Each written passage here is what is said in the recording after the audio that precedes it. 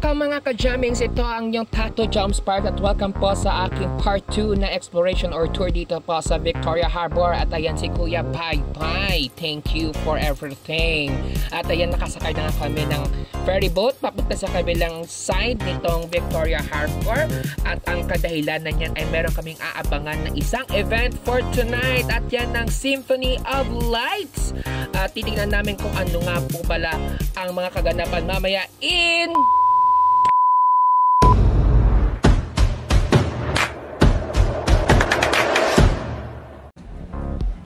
Ayan, nakarating na nga kami sa kabilang side ng Victoria Harbor. So, doon kami maghihintay mamaya ng event for tonight.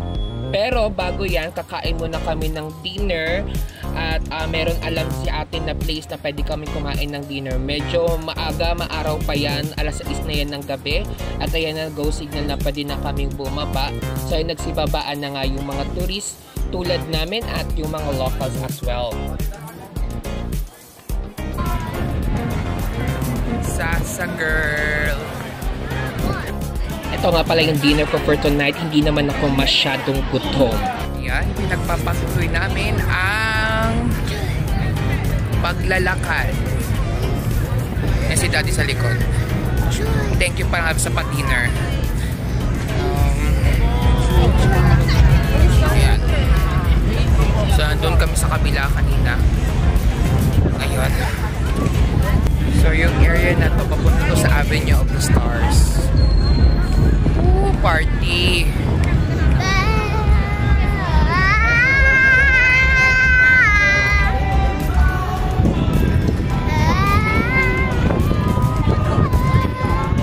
Ayan. Victoria Harbor. Alaga ako. Babysit. Ano na, de? Hindi nyo ako sinama, de. Lasing na sila, pre.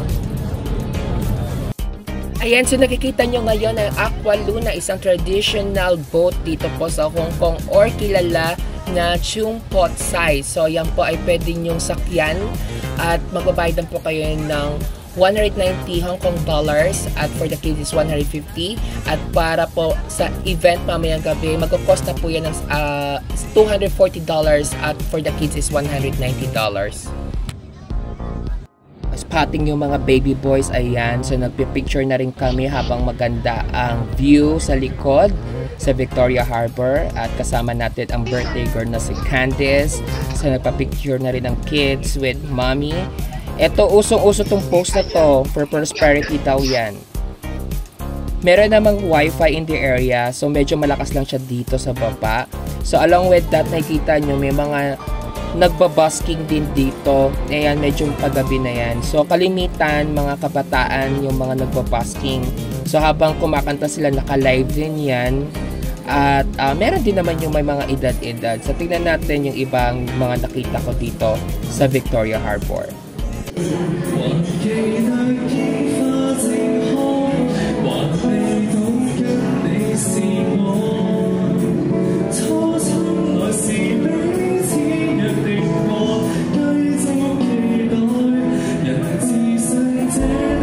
Ayan, so yan yung mga ilan sa mga nakita ko nagbabusking dito. So up next nito ay papanoorin na natin ang highlights ng Symphony of Lights.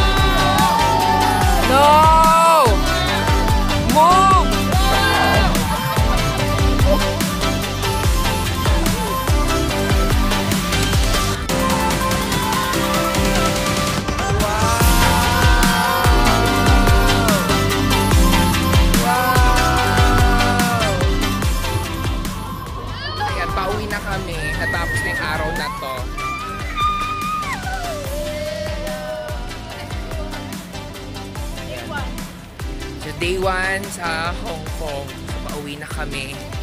At tingnan nyo na lang yung mga next journey ko while staying here in Hong Kong for a week. Bye! Ayan, papunta na nga kami doon, crossing the street right now para dun sa platform na kailangan hihintayin yung bus para po makauwi na kami. So, common dito makikita nyo may screen kung ilang minuto na lang yung bus bago po dun sa kanyang stop. At ayan na, ang aming bus na double decker again, na very common naman siya dito. So, ayan, nakarating na yung bus namin. So, dito na nagtatapos ang ating vlog.